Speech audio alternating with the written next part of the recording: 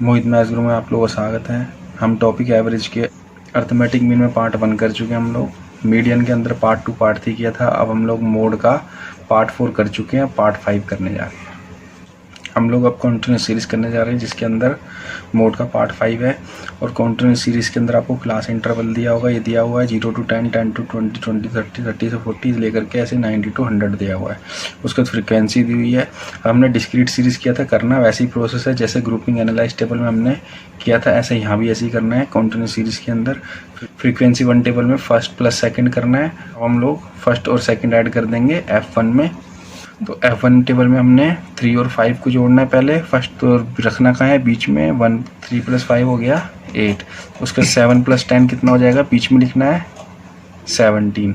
फिर 12 + 15 कितना हो जाएगा, ऐड करके 27 लिखना बीच में इन दोनों के हमने। 12 + 6 कितना हो गया 18। फिर 2 + 8 10।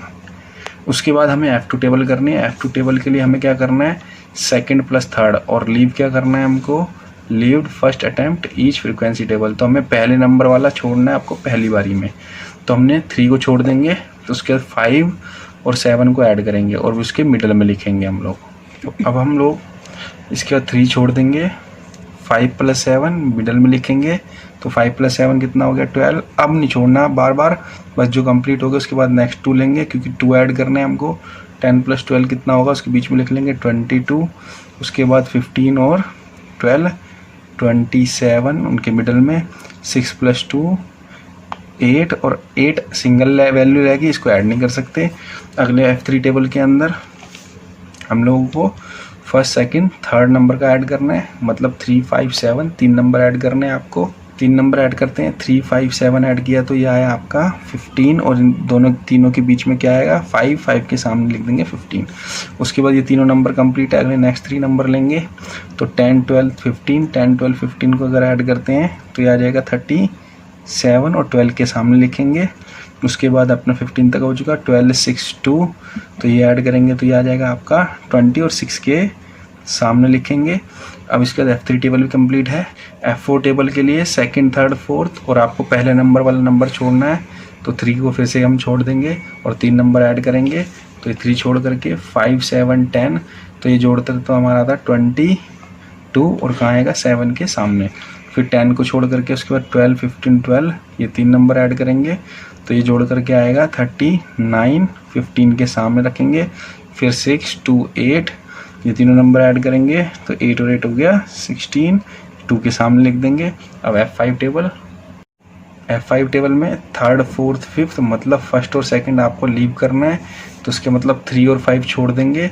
उसके 7 से स्टार्ट करेंगे हम लोग। नंबर भी 3 ऐड करने, 7 10 12, ये तीनों ऐड कर लेते हैं। तो ये ऐड करने पे आ रहा है 29, तो 10 के सामने लिखेंगे।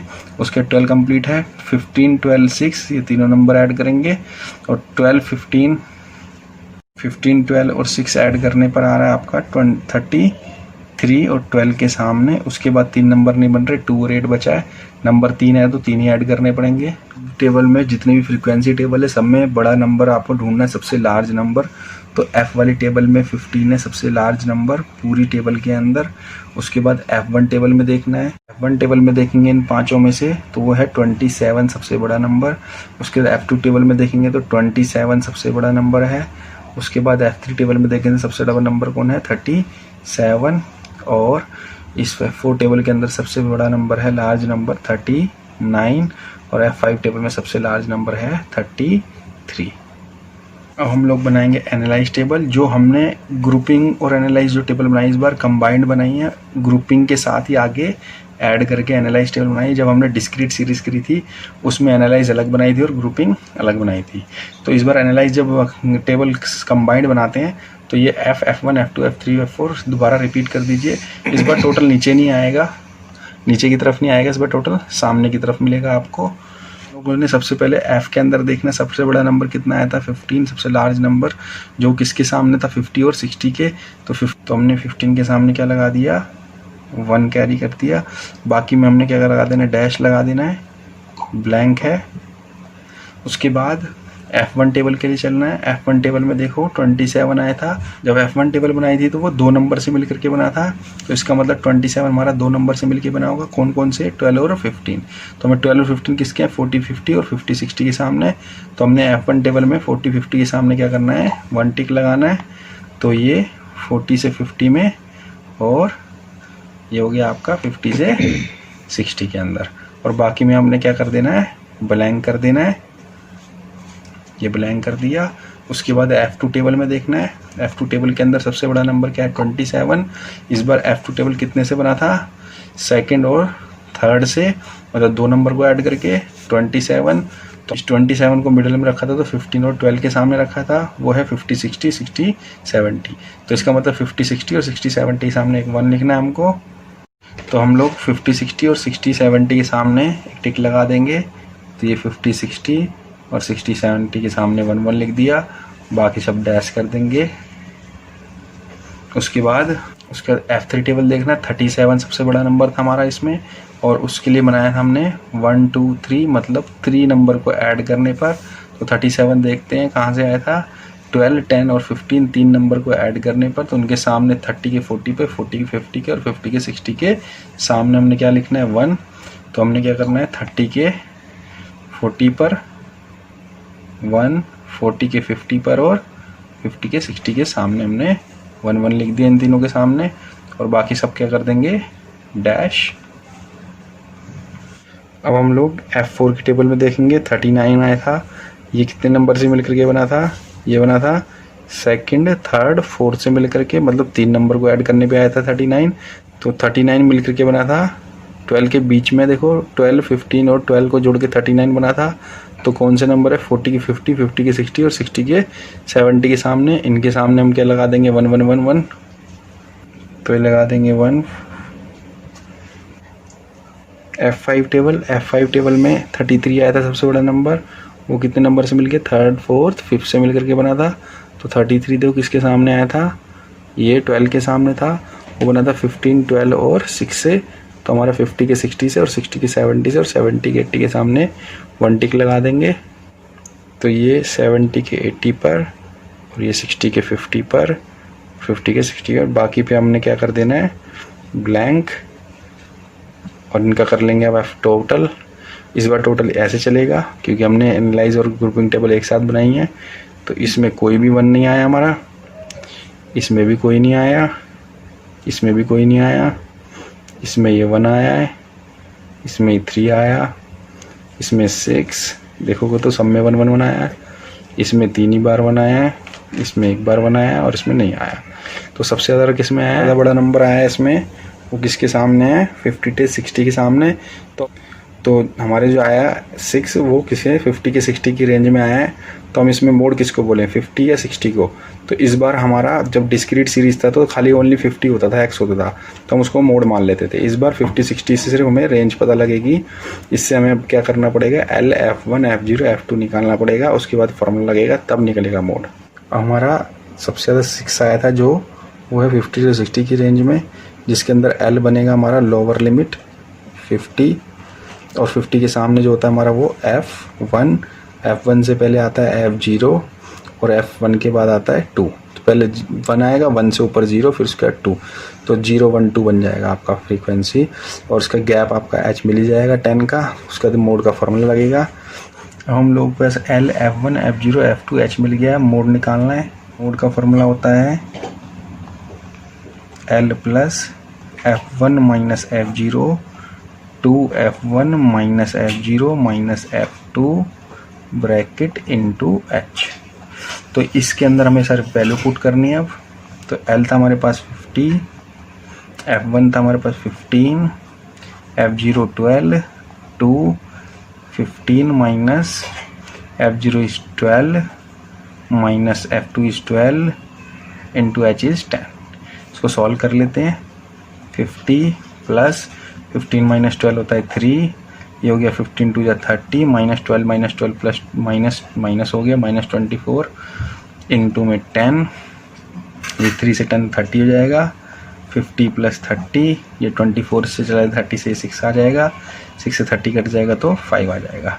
तो 50 प्लस 5 बन जाएगा 55, तो मोड हमारा आ गया इससे 55।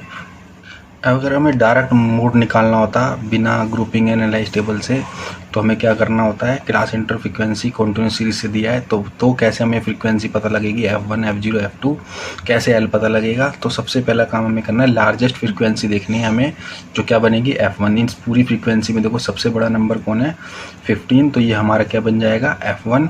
ग्रुपिंग के अंदर हमें पूरा प्रोसेस करना पड़ता है तब मिलता है, और इसमें हमें डायरेक्ट कर लेना होता है।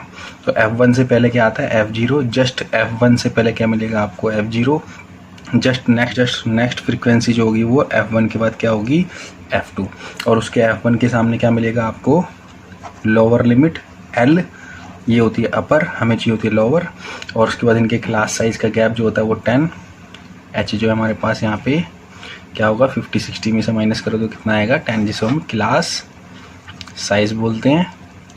उसके बाद हम इसका फॉर्मूला लगा देंगे, मोड का आंसर आ जाएगा। अब हम लोग के पास L, F1 F0 F2 H मिल गया है, मोड निकालना है। मोड का फॉर्मूला होता है L plus F1 minus F0 2F1 minus F0 minus F2 bracket into H।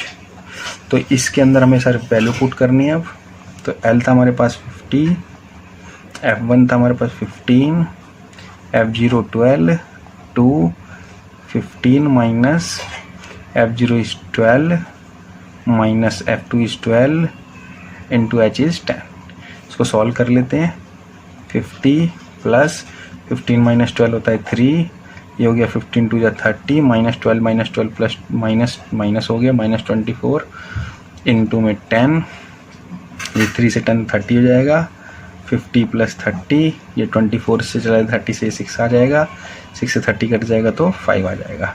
तो 50 प्लस 5 बन जाएगा 55। तो मोड हमारा आ गया इससे 55। ग्रुपिंग टेबल के अंदर हमें सबसे पहले L मिलता है, L से सामने वो F1 मिलता है, बट जब हम डायरेक्ट करते हैं तो पहले हमें फ्रीक्वेंसी मिलती है F1, उसके सामने फिर L मिलता है। तो हमें प्रोसेस के हिसाब से करना होता है। अब मोड हमारा ग्राफिकली भी पूछा जा सकता है, किसमें, कॉन्टिन्यूस सीरीज में। कैसे पता लगेगा, तो कॉन्टिन्यूस सीरीज के लिए सबसे पहले आपको नीचे क्लास साइज लेना पड़ेगा और ऊपर आपको फ्रीक्वेंसी के हिसाब से। इसमें आपको मोड के अंदर एक्स्ट्रा टेबल कुछ नहीं बनानी होती है, जैसे मीडियन के अंदर आपको CF निकालना पड़ता है, तो मोड में कुछ नहीं, बस ये दोनों से आपका बन जाएगा। उसमें क्या बनाना होता है आपको, हिस्टोग्राम। तो हिस्टोग्राम कैसे बनता है, 0 से 10 तक कितना है आपका फ्रीक्वेंसी 2, तो 0 से 10 के बीच में हमें 2 तक की क्या करना है। तो 0 से 10 में हमने 2 था, देखो 2 के सामने मैंने लाइन ले ली, उसको मीट कर देंगे 10 पे। 0 से 10 में हमने 2 ले लिया, ये हमारा हिस्टोग्राम तैयार हो रहा है। हमें 10 से लेकर 20 में देखना कितना 4, तो 10 से लेकर 20 में हमें 4 के सामने लेनी लाइन। तो ये 10 से लेकर 20 में हमने 4 के सामने इसको मीट कर देते हैं। तैयार हो गए 10 से 20 में 4 के सामने। फिर 20 से 30 के बीच में 10 पर, तो हमें 20 से 30 में कहाँ जाना है, इस 10 के सामने लाइन खींचनी पड़ेगी। तो 10 पर ले लेंगे 20 से 30 के लिए, ये हो गया 20 से 30 में 10। उसके बाद है 30 से लेकर 40 में कितना 8, तो 8 यहाँ है, तो उसके सामने लाइन ले लेंगे। तो ये 30 से 40 में हमारा 8 कंप्लीट ले लिया हमने 8 के सामने। उसके बाद है 40 से 50 में 6, तो 40 से 50 में हम ये 6 के सामने ले लेंगे यहाँ पर, और ये ले लिया 40 से 50 के सामने हमने 6 के सामने, और ये हमारा हिस्टोग्राम तैयार है। अब इसमें मोड कैसे निकलेगा ये समझना है हमको।